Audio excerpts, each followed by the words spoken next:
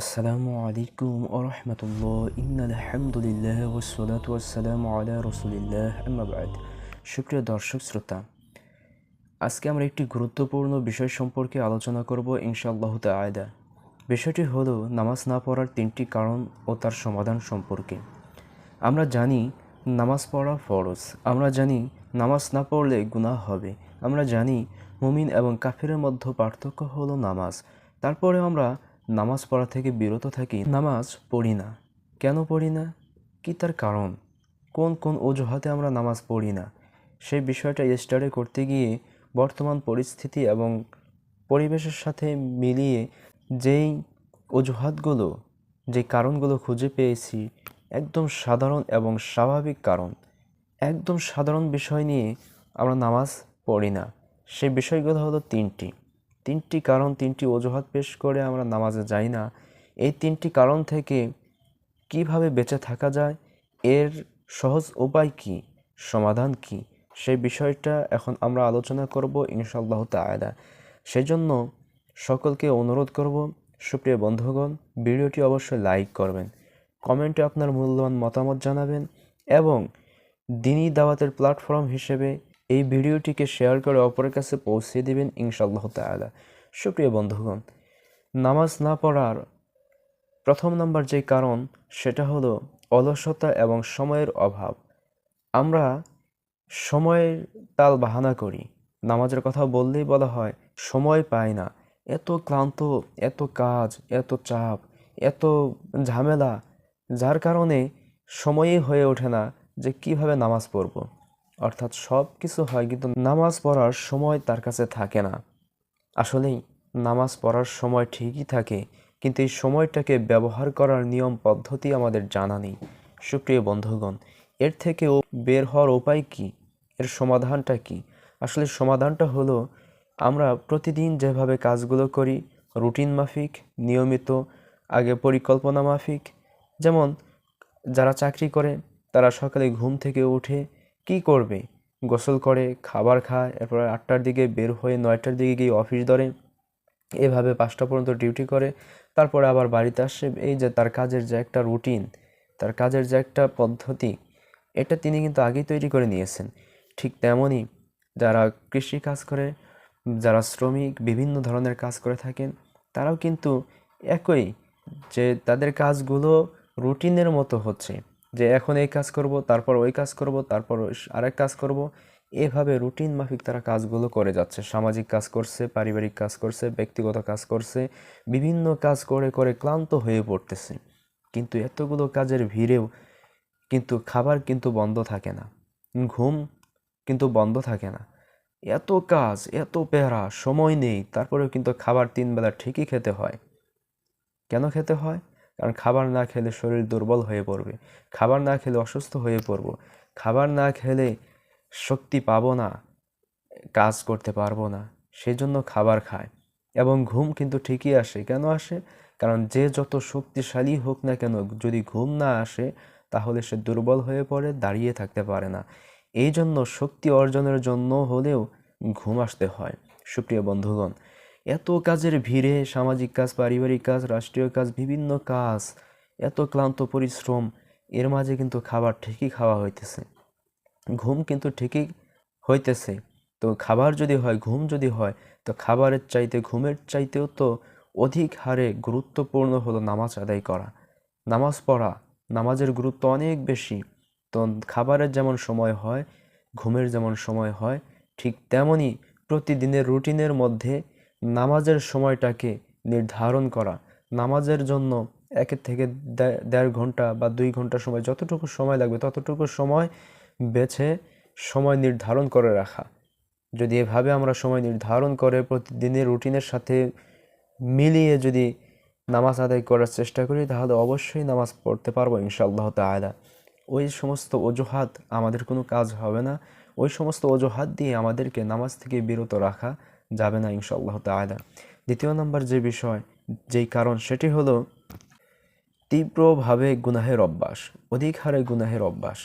আমাদের মধ্যেও অনেকেই গুনাহের অভ্যাস অনেক বেশি। আমরা প্রত্যেকেই গুনাহগার, আমরা প্রত্যেকেই অপরাধ করি, কিন্তু কারো কারো অপরাধ, কারো কারো গুনাহ অনেক বেশি। যারা চলতে ফিরতে উঠতে বসতে খেতে সব সময় প্রায় গুনাহের উপরেই থাকে, বিভিন্ন ধরনের গুনাহের কাজে লিপ্ত থাকে, এই যে গুনাহের কারণে মানবিকভাবে দুর্বল হয়ে পড়ে, মানবিকভাবে ভেঙে পড়ে যে আমি এত গুনাহ করেছি, এত অপরাধ করেছি, এত অন্যায় কাজ করেছি, আমি যদি নামাজ পড়ি আমার নামাজ তো হবে না, আমার নামাজ তো আল্লাহ তাআলা কবুল করবে না। এই যে মানবিক দুর্বলতা, আপনি আমি যতই অপরাধ করি না কেন, নামাজ পড়লে নামাজ হবে না, আল্লাহ তাআলা কবুল করবে না, এটা বলতে পারবো না, এটা বলা ঠিক হবে না। এটা মূলত শয়তানের ফাঁদ, যে এত গুনাহ করেছি, এই গুনাহ করে নামাজ পড়লে নামাজ হবে না, এটা আসলে শয়তানের ফাঁদ। এই ফাঁদ থেকে আমাদের হেফাজত থাকতে হবে, এই ফাঁদ থেকে আমাদের বের হতে হবে। কারণ যে যত বড় গুনাহ করি না কেন, আল্লাহ তাআলার রহমত নিয়ামত অনেক বড়। গুনাহ যত বড়ই হোক, নামাজ সেই গুনাহকে দূর করে দেয়। অপরাধ যত বড়ই হোক, নামাজ পড়লে সে অপরাধ থেকে পরিত্রাণ পাওয়া যাবে। নামাজ একমাত্র পথ যা গুনাহের পথ থেকে বিরত রাখে। নামাজই একমাত্র পথ যা মানুষকে পাপাচার থেকে, অশ্লীল থেকে, ফাহিশা থেকে বিরত রাখে। আল্লাহ রাব্বুল আলামিন সূরাতুল আনকাবুতের ৪৫ নম্বর আয়াতে বলেছেন, ইন্নাস সলাতা তানহা আনিল ফাহশাই ওয়াল মুনকার, নিশ্চয়ই নামাজ অশ্লীল ও ফাহিশা কাজ থেকে বিরত রাখে। কাজেই নামাজ পড়া অভ্যাস করুন, নামাজ পড়ার চেষ্টা করুন। আপনি যত বড় গুনাহগারী হন না কেন, আপনি যত অপরাধী করেন না কেন, যত গুনাহই করেন না কেন, নামাজ আপনাকে সেগুলো থেকে মুক্ত করে দেবে ইনশাআল্লাহ তাআলা। আল্লাহ রাব্বুল আলামিন আপনার নামাজকে কবুল করে নেবেন। কাজেই এই তালবাহানা দিয়ে নামাজ থেকে বিরত থাকা যাবে না। এটা শয়তানের ফাঁদ, এই ফাঁদ থেকে আমাদের উদ্ধার হতে হবে, এই ফাঁদে আমাদের পা দেওয়া যাবে না। আল্লাহ রাব্বুল আলামিন আমাদেরকে শয়তানের ফাঁদ থেকে হেফাজত করুক।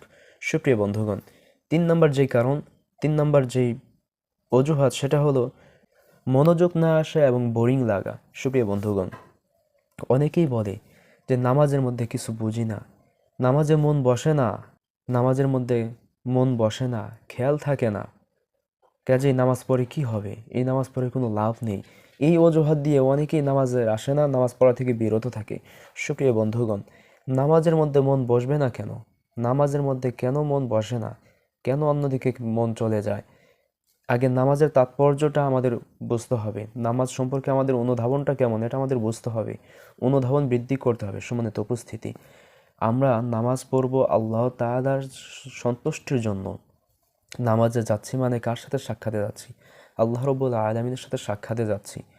গোটা বিশ্ব জাহানের মালিক যিনি, তার সাথে সাক্ষাতে যাচ্ছি, দিদারে যাচ্ছি। এই বিষয়টা একটু অনুধাবন করুন যে একজন চেয়ারম্যানের সামনে তার সাথে সাক্ষাতে গেলে আমাদের অবস্থানটা কেমন হয়। আর আল্লাহ তাআলার সাথে সাক্ষাতে যাচ্ছি, তাহলে কি অন্যদিকে মন যাওয়ার কোনো সম্ভাবনা থাকে? অবশ্যই না। সুপ্রিয় বন্ধুগণ, নামাজে মন বসানোর আরও যে পদ্ধতিগুলো হলো, সেগুলো হলো আমাদেরকে নামাজে আমরা কি পড়ি এই বিষয়গুলো অনুধাবন করতে হবে, বোঝার চেষ্টা করতে হবে। যেমন সূরাগুলোর অর্থ জানার চেষ্টা করতে হবে। তাকবীর দিচ্ছি আল্লাহু আকবার বলে, যখন আল্লাহু আকবার বললাম এর মানেটা কি এটা আমাদের বুঝতে হবে। সামি আল্লাহু লিমান হামিদা বললাম, এর মানেটা কি আমাদের বুঝতে হবে। রুকুর তাসবিহ কি পড়তেছি, সেজদার তাসবিহ কি পড়তেছি, এর অর্থ জানার চেষ্টা করতে হবে। সুপ্রিয় বন্ধুগণ, আমরা নামাজের মধ্যে সেজদার মাঝখানে একটি দোয়া পড়ি। এই দোয়াটা অনেক গুরুত্বপূর্ণ দোয়া। দোয়ার মধ্যে কিন্তু আমরা আল্লাহ তাআলার কাছে অনেক কিছু চাওয়া চাই, যেমন আল্লাহুম্মা গফিরলি ওয়ারহামনি ওয়াহদিনি ওয়াআফিনি ওয়ারযুকনি। এখানে আমরা আল্লাহ তাআলার কাছে বেশ কয়েকটা জিনিস চাইলাম। ১ নম্বর চাইলাম আল্লাহ আমাদেরকে ক্ষমা করে দাও। ২য় নম্বর চাইলাম আল্লাহ আমাদের প্রতি রহমত দান করো। ৩য় নম্বর চাইলাম আল্লাহ আমাদেরকে হেদায়েত দান করো। ৪র্থ নাম্বার আমরা আল্লাহ তাআলার কাছে রিজিক চাইলাম। সুপ্রিয় বন্ধুগণ, এই যেইভাবে চাওয়া পাওয়া আল্লাহ তাআলার কাছে পেশ করলাম, তাহলে বলেন যে আমি আমার চাওয়াটা আল্লাহ তাআলার কাছে পেশ করতেছি, এই সময় কি মন অন্যদিকে যাওয়ার কথা? না। এরপরে কিন্তু আমরা দোয়ায়ে মাসুরা পাঠ করি, যেটা সম্পূর্ণ একটি দোয়া নিজের জন্য।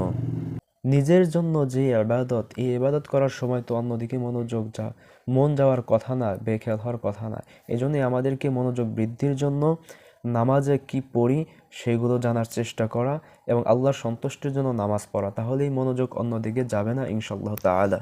সুপ্রিয় বন্ধুগণ, তাই বলবো আসুন এই সমস্ত তালবাহানা না করে আমরা জীবনের শান্তির জন্য, দুশ্চিন্তা থেকে মুক্ত থাকার জন্য নামাজ পড়ি।